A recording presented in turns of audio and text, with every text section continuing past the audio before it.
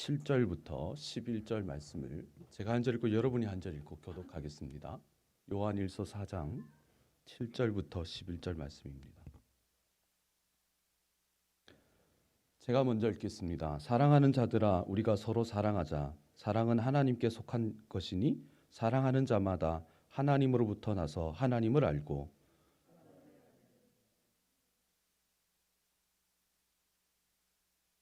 하나님의 사랑이 우리에게 이렇게 나타난 바 되었으니 하나님이 자기 독생자를 세상에 보내심은 그로 말미암아 우리를 살리려 하심이라.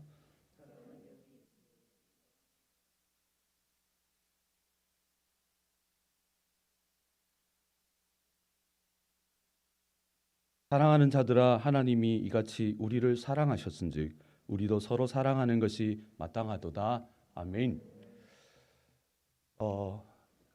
인간의 본질은 하나님의 형상입니다.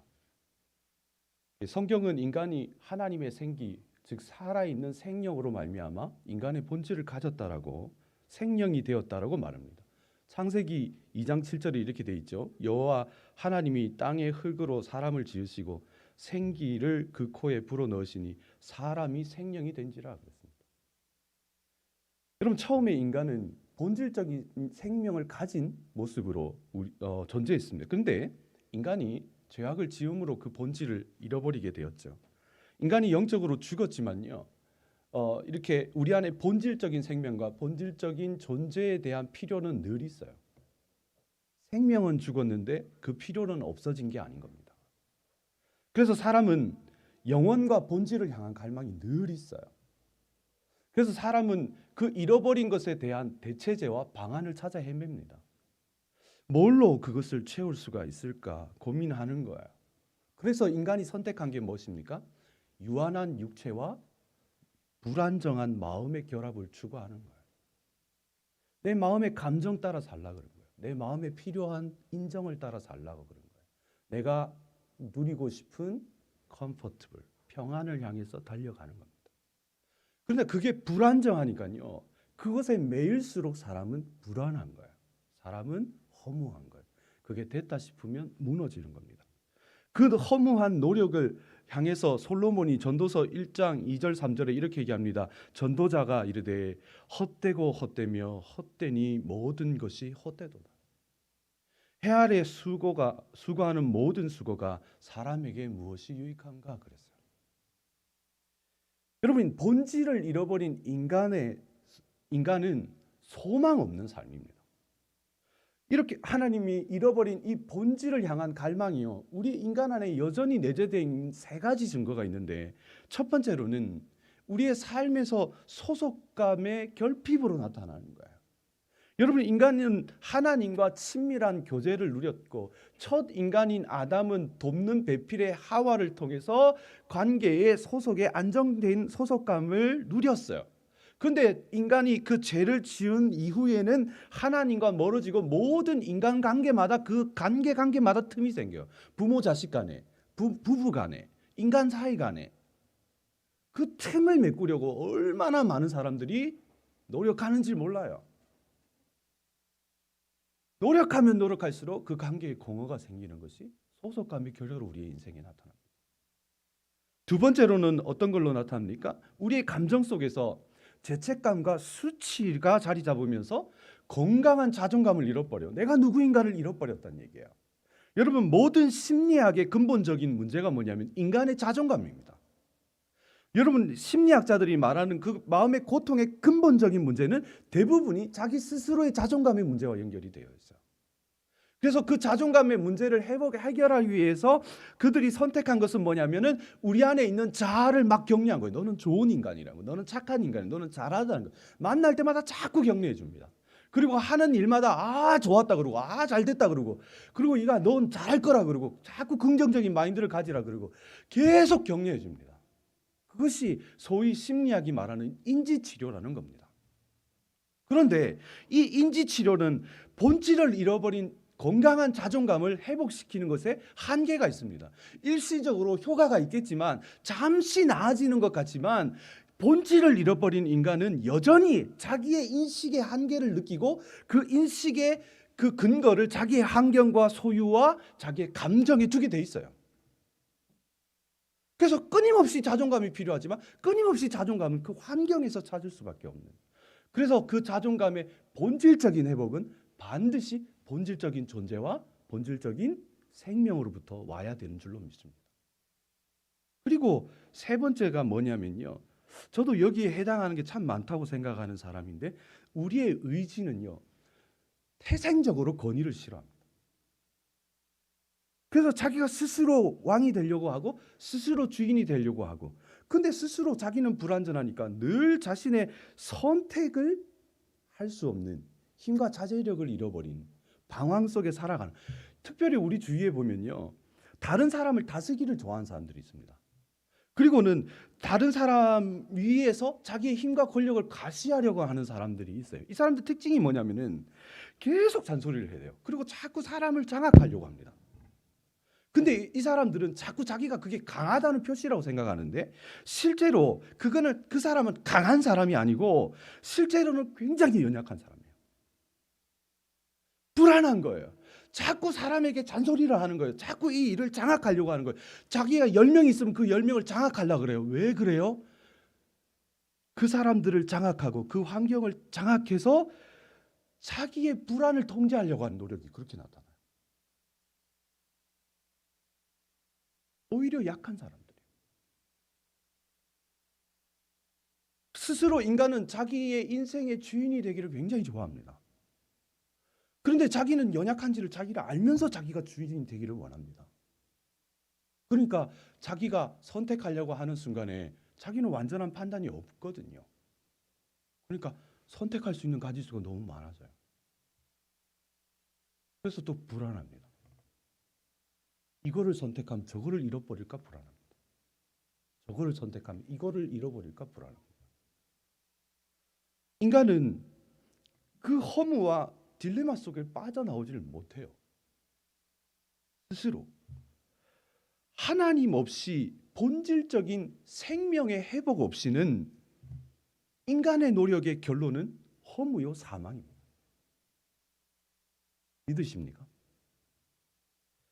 성경은 이 근본적인 문제의 해결점을 뭐라고 얘기합니까? 거듭남이라고 그래요. 거듭남. 생명이 죽었기 때문에 본질적인 생명이 죽었기 때문에 새 생명이 우리에게 들어오는 거예요. 내가 돌을 터서 깨닫는 게 아니고 죽은 생명 위로 새 생명이 나는 거. 그게 거듭남입니다. 그 문제를 우리는 지난주에 뭘로 살펴봤습니까? 영생으로 살펴봤습니다. 하나님이 우리를 사랑하셔서 우리에게 영생을 주셨다는 거예요. 근데 우리는 이 말씀을 너무 잘 알고 있지만은 우리는 이 진리의 말씀을 굉장히 간단하고 쉬운 문제로 생각해요. 이제 명절이 다가왔으니까 참 감사한 마음으로 선물을 얻었다고 그 정도로 생각하는 것 같아요. 아니면 이 코로나 시대에 내가 먼저 선택을 받아갖고 하나님이 이 백신을 나한테 먼저 준 것처럼 그렇게 아주 쉽게 생각합니다. 근데 하나님은 전능하시고 전지하시지만 우리에게 영생을 주시기 위해서 하나님이 감내해야 하는 그 무리수가 굉장히 많아요. 하나님이라고 무조건 다 모든 것을 할 수 있는 건 아닙니다. 하나님은 거짓말을 하지 못하십니다. 하나님은 죄를 같이 하지 못하십니다. 하나님도 못하는 게 있어요. 그래서 하나님이 우리에게 영생 주셨다 그러면 그냥 뭐 주머니에 뭐 있는 우리 할머니들 그러잖아요. 명절 되면 막 주머니에 주섬주섬하다가 막 이렇게 여기 안에 그 몸빼 안에 있는 항상 쏙주머니 있거든요. 그 안에 이렇게 우리 할머니도 뭘 꼬개꼬개 보면 사탕 내가 안 좋아하는 커피 사탕 뭐 바카 사탕은 왜 그렇게 집어넣는지 몰라요. 그냥 딸기 사탕 주면 좋겠는데 그죠? 그냥 막 이렇게 좋다 뭐 영생 그렇게 주는 걸로 생각하는 거예요. 여러분 하나님이 우리의 육신으로 오셨습니다. 아멘이십니까? 우리의 영으로 새 생명을 갖고 오셨습니다. 아멘이십니까? 그런데요. 하나님이 그것을 막 주기가 어렵다라는 것을 우리에게 보여주신 사건인데 그것이 십자가와 부활이에요. 여러분 첫 번째로 보면 인간이란 존재는 하나님과 절대로 연결될 수가 없어요. 여러분 우리는 자신의 행위와 아니면 노력이나 종교의 수양으로 하나님께 갈 수 있다고 믿는 사람이 굉장히 많아요. 심지어 예수를 믿어도 우리가 갖고 있는 이 성경의 율법을 지켜갖고 자기 노력으로 하나님 앞에 갈 수 있다고 믿는 사람이 굉장히 많아요. 그러나 성경은요, no, 불가능해요. 절대 안 돼요. never never이에요. 인간의 노력 자체로 하나님 앞에 갈 수 있는 일은 없습니다. 그것을 굉장히 잘 보여주는 구절들이 성경에 굉장히 많지만 오늘은 시간 관계상 딱 하나를 보기로 하는데 출애굽기를 한번 봐요. 여러분 출애굽기 그 19장 21절부터 22절에 보면 하나님이 이제 그 시내산에서 율법을 받고 있는, 그러니까 하나님하고 지금 직통으로 율법을 받고 있는 그 중에 하나님이 모세를 급히 부릅니다. 급히 불러갖고 하신 말씀이 뭐냐면 요 말씀인데 출애굽기 19장 21절 22절에 뭐라고 말씀하시나요? 우리 같이 한번 읽어보겠습니다. 같이 있으면 시작. 여호와께서 모세에게 이르시되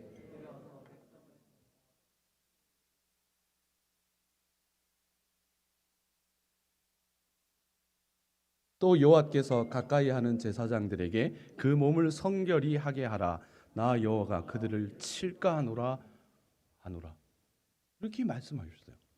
여러분 이 말씀에 모세도 이스라엘 백성도 믿는 사람입니까? 안 믿는 사람입니까? 믿는 사람입니다. 믿어서 홍해를 건너왔어요. 지금 믿는 백성인데 지금 모세가 하나님을 가까이는 만나서 지금 그 율법의 얘기를 할 때 백성들이 시내산 능선을 넘어오려고 할 때 하나님이 급히 모세를 부릅니다. 모세야 모세, 저 백성이 내게 가까이 오게 하지 말아라. 그 능선을 넣어서 저들이 오면 어떻게 된대요? 죽을까 하노라는 거예요. 여러분 절대 성결이신 하나님의 그 본질과 죄로 타락한 인간의 본질이 만나면 어떻게 된다는 걸 보여주는 겁니까? 그 충돌이 일어나고 그 결론으로 누가 죽어버립니까? 인간이 죽어버리는 거예요. 여러분 죄의 문제 해결 없이 아무리 완전한 의를 가지신 예수님이라 하더라도 그런 생각 안 해보셨어요? 뭐한다 저리 고생을 하시노? 십자가 그냥 뭐 인간으로 오시고 막 피를 우리 그 패션 오브 크라이스트 보면 너무너무 고생하시잖아요. 그러니까 하나님 전지전능하시는데 그냥 예정하신 사람한테 그냥 생명 주시면 안 되나? 그 생각하셨을 거 아니에요. 그런데요. 하나님 생명 주시기를 원하지만 그 인간이 죄된 몸으로 하나님 만나면 어떻게 돼버려요? 죽어버린다고요. 그래서 우리에게 새 생명을 주시고 영생을 주시기 위해서 하나님이 결단하셔야 되는 하나님의 거룩한 의는 뭐였냐면은 십자가에서 못 박히셔서 우리의 죄를 해결하시는 것이 먼저예요. 그것에 대해서 이사야 53장 5절 6절에 이렇게 얘기하지 않습니까? 그가 찔림은 우리의 허물 때문이요 그의 상함은 우리의 죄악 때문이라. 그가 징계를 받음으로 우리가 평화를 누리고 그가 채찍에 맞음으로 우리가 나음을 입었도다.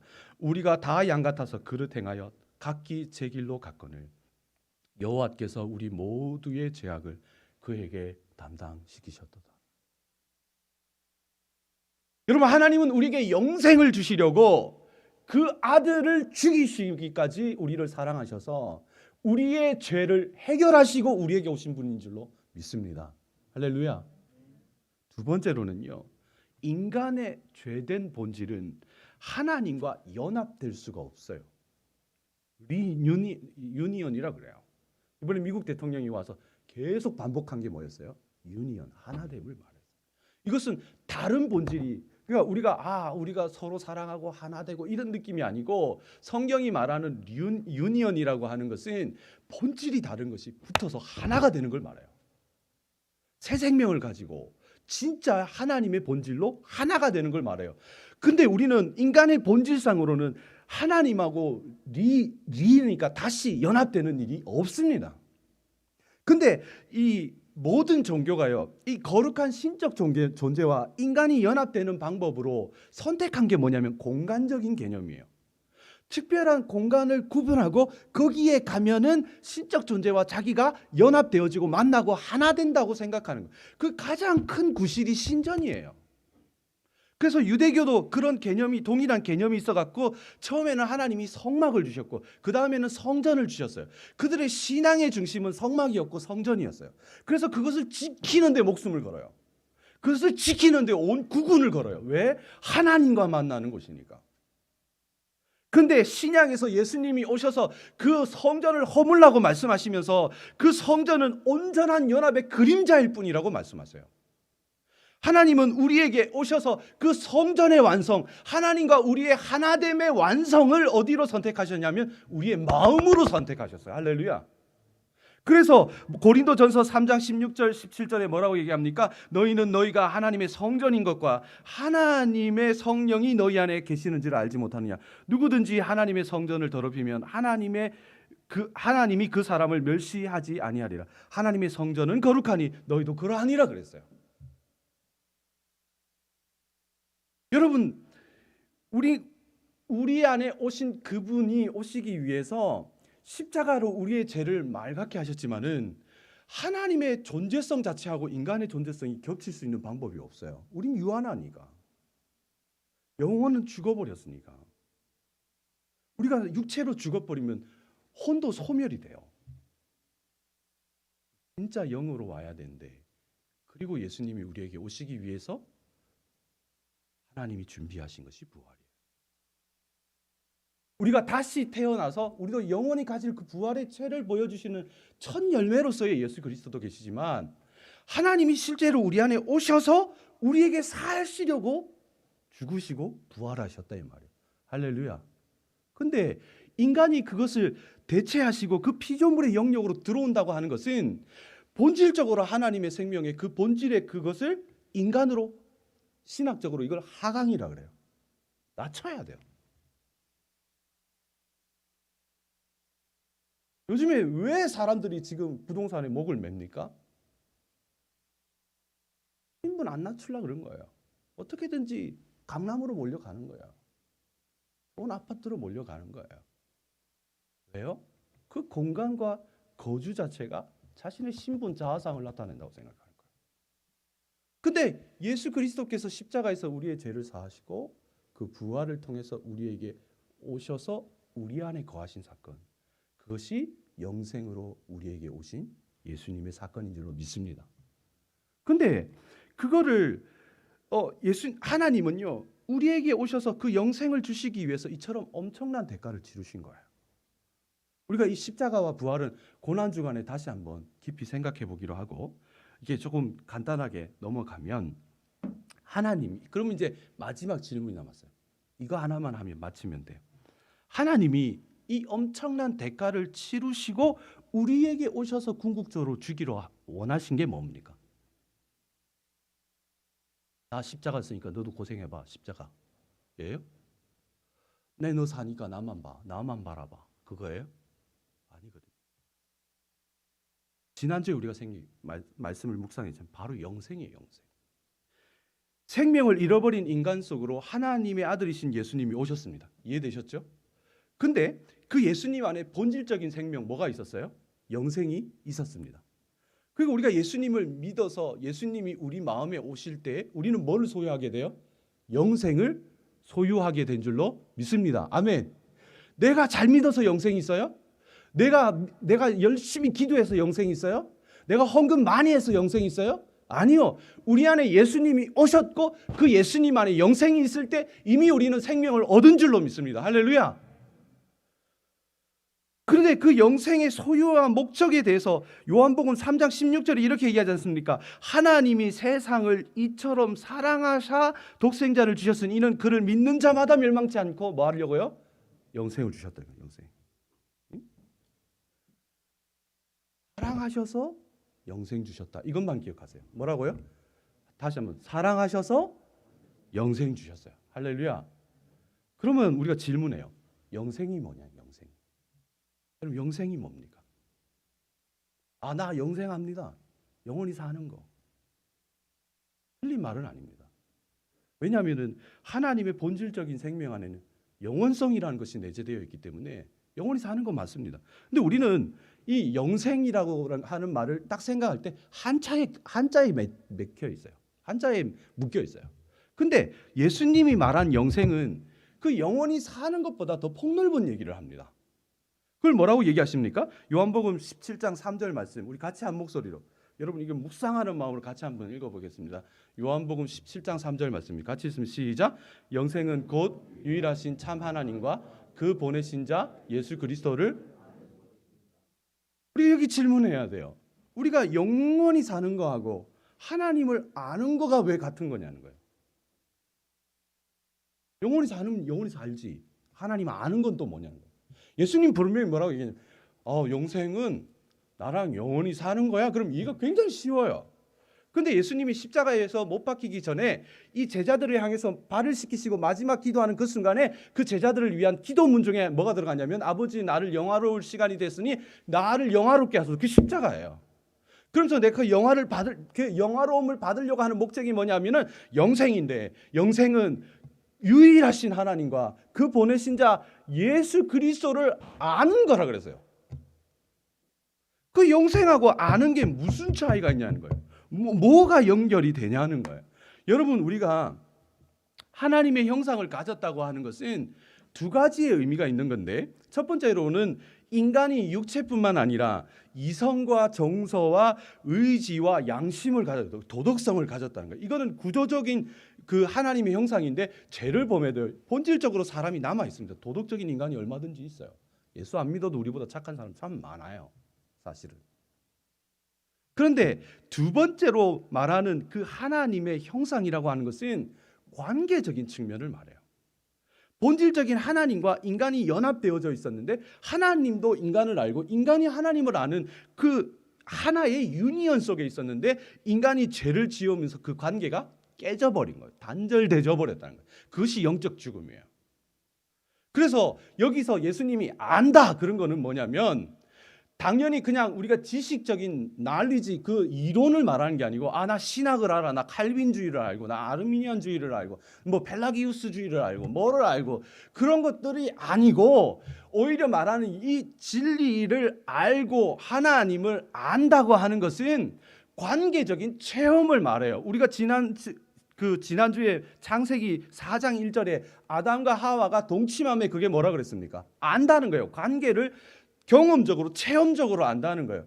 그러니까 우리가 하나님의 형상을 잃어버렸다는 것은 하나님과 단절된 상태를 말하는 건데 하나님을 안다고 하는 것은 하나님의 생명이 우리에게 와서 우리에게 연결되어지고 우리가 하나님을 우리의 삶 속에서 날마다 그것에 계신 하나님을 안다는 개념과 같아지는 거예요. 곧 영생을 가졌다는 건 내 삶 안에 오신 하나님을 안다는 거예요. 그것이 영원한 삶이에요. 굉장히 예수 그리스도를 통해서 주는 진정한 영생의 축복이에요. 여러분 우리는 예수님이 십자가에서 죽으시고 부활하셔서 우리 안에 오시고 그 예수님 안에 있는 영생을 통해서 하나님과 어떻게 됐어요? 연결됐어요. 연합됐어요. 믿으십니까? 그러면 질문할 거 아니에요. 세상은. 그래서 우리는 영생을 가졌대요. 그래서 세상이 우리에게 물을 거 아니에요. 야, 네가 영생을 가졌다는 증거가 뭐냐? 그럼 우린 늘 하는 말이 뭡니까? 우리 영원히 사니까. 뭐라고 답하셨습니까? 세상이 우리에게 물어요. 넌 영생 왜 가졌냐고? 어떻게 가졌냐고? 넌 영생이 어디 있냐고? 그럼 우리는 항상 답합니다. 난 죽음 천국 가. 영원히 살아요. 그럼 우리의 믿음이에요. 세상 사람들이 어떻게 아냐고요? 그거를 죽어봤냐니까.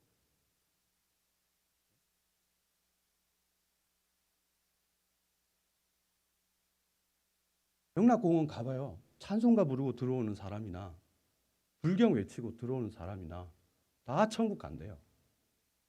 뭘로 아냐는 말이에요. 요한은 우리에게 우리가 죽어가는 천국도 맞지만 그렇다 오해하시면 지금 졸다가 깨신 분은 저 전도사가 이단이 됐다. 죽어서 천국 안 간단다. 그런 얘기 전혀 아닙니다. 지금 오해하시면 안 돼요. 그것도 맞지만 안 믿는 세상 사람들이 봤을 때 네가 영생을 가진 걸 어떻게 아냐는 거예요. 뭘로 증거할 거냐는 거예요. 요한은요 우리에게 말합니다. 사랑이라는 거예요. 요한이 오늘 4장 10절에 뭐라고 얘기합니까? 사랑은 여기 있으니 우리가 하나님을 먼저 사랑한 것이 아니요 하나님이 우리를 사랑하사 우리의 죄를 속하기 위하여 화목제물로 그 아들을 보내셨다 그랬어요. 여러분, 이 논리를 말하면요, 성경이 하나님이 우리를 사랑하셔서 뭐 주셨어요? 영생 주셨다 그랬어요. 이해되셨죠?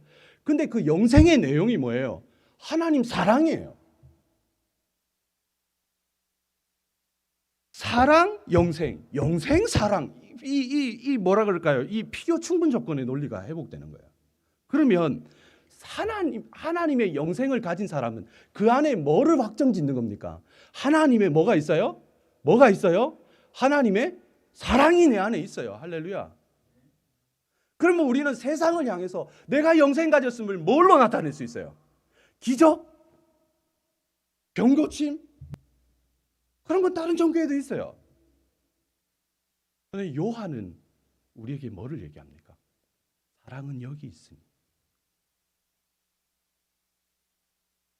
하나님, 우리가 먼저 하나님을 사랑한 것이 아니요, 하나님이 우리를 먼저 사랑하사 우리를 구원하시려고 어떻게 하셨다는 거예요? 그 아들을 보내셔서 화목제물로 삼으셨다. 제가 이 말씀을 묵상하면서 명절이 가까워 왔더라고요. 그래서 이번에 코로나에 이제 저희 아버님 몇 번 전화가 오셔가지고 내려오지 말래요, 코로나에. 근데 저는 점점 이렇게 아버지가 나이를 들어가시면서 잘 모르겠더라고요. 내려오지 마라 그래서 진짜 내려가지 말아야 되는 건지, 그래도 내려가야 좋아하실런지 모르겠는 거예요. 그래서 우리 아버지는 교회를 안 다니시니까 놀라운 것은 사형리 통해서 예수님 영접 4번 하셨습니다. 교회는 뭐 주구장창 안 가시니까.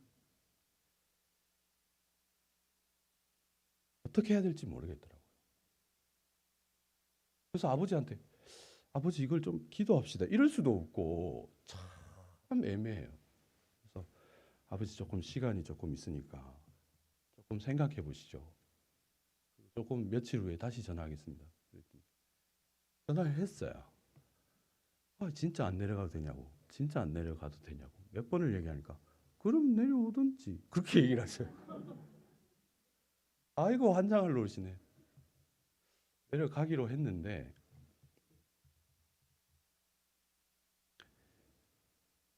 이게 동생이 유튜브로 제 설교를 요즘 들어가지고 참 말하기가 애매한데, 우리 집에 시아버지가 둘이 있다 그랬잖아요, 그죠?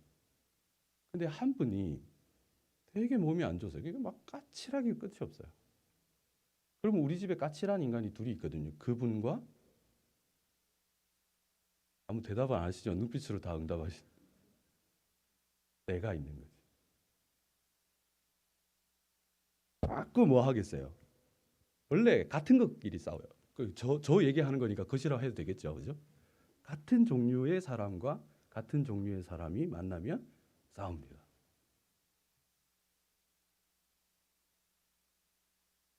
그러니까 걱정이 되는 거예요. 이거 어떻게 해? 그래서 제가 스스로 이 말씀을 묵상하면서 생각해봤어요. 이 영생을 가졌대요. 뭘로 나타낼래? 뭘로? 저는 그동안 제가 이제 목사가 될 텐데 간사 생활 15년 하면서 우리 가정에 얼마나 많은 하나님 나라의 복음을 전했겠어요. 아버님 죽어서 천국 가셔야죠. 맞는 말이 틀린 말이 하나 없어요. 근데 요한은 다른 얘기를 해요. 생을 가진 사람에게 뭐가 있어요? 사랑이 그 안에 있어요.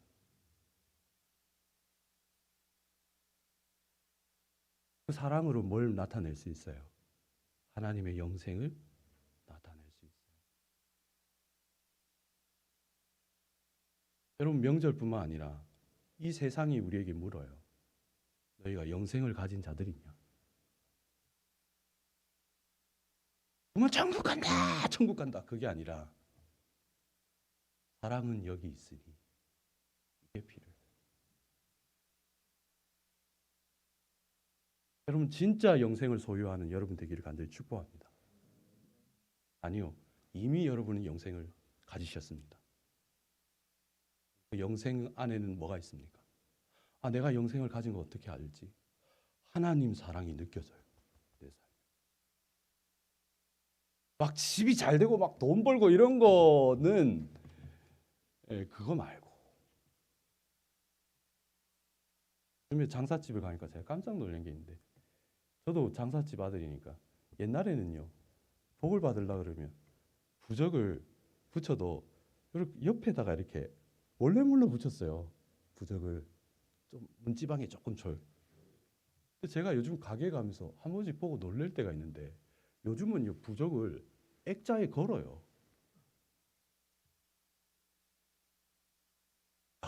저렇게 자랑스럽나? 예수 믿고 하나님 사랑이 내 안에 있음을 돈으로, 명예로, 부로 내 인생의 전망으로 삼으려면 그 부적하고 다를 게 뭐가 있어요? 내가 영생을 가진 것이 진짜인 것은 내 외형의 모양과 상관이 없어요. 내가 갖고 있는 소유와 상관이 없어요. 그럼 영생을 가진 걸 뭘로 알래? 내 안에 하나님 사랑이 느껴집니다. 같은 인간에게 찾아오신 그 주님의 사랑이 느껴집니다. 아멘이십니까? 그 다음에 증거가 뭐예요? 사랑할 수 없는 그 인간을 사랑이 되는 거예요. 저는 그런 의미에서 개인적으로 사랑의 다른 말이 용서가 아닐까 싶어요. 근데 저는 평생에 용서하려고 길을 썼는데 안 되더라고요. 왜 안 되냐면 그 일을 잊어먹으려고 그래요. 네가 나를 때렸어? 그 때린 거를 어떻게 잊어먹습니까? 안 잊어먹지. 네가 내 돈을 떼먹어? 그 돈이 얼마나 아까운데요. 네가 나한테 그런 말을 해? 안 없어져요. 근데 예수님이 말씀하신 이웃 사랑의 용서의 비결이 뭡니까? 1만 달란트 빚진 자는 1달란트 빚진 자 앞에 서면 용서가 되는 것이 원리예요. 여러분, 우리 영생을 가졌습니다. 아멘이십니까? 우리에게 뭐가 왔습니까? 그러면 하나님의 사랑이 왔습니다. 그 사랑을 늘 느끼고 체험하고 내가 그 경험하게 될 때 딴 것 집어치우고 내 옆에 있는 남편, 내 자식, 어머니, 내 아버지, 내 친구의 누군가 가 됩니다. 사랑이 됩니다. 그것이 우리가 꿈꾸는 진짜 믿음의 능력인 줄로 믿습니다. 우리 안에 오셔서 십자가에 죽으시고 부활하셔서 우리 안에 거하시고 영생을 주시는 하나님의 참 마음인 줄로 믿습니다. 하나님의 사랑이 우리를 변화시키고 그것이 흘러가는 귀한 반디일의 모든 성도들의 삶 되시기를 간절히 축복합니다. 우리 같이 한번 찬양하면서 하나님 앞에 나아갔으면 좋겠습니다.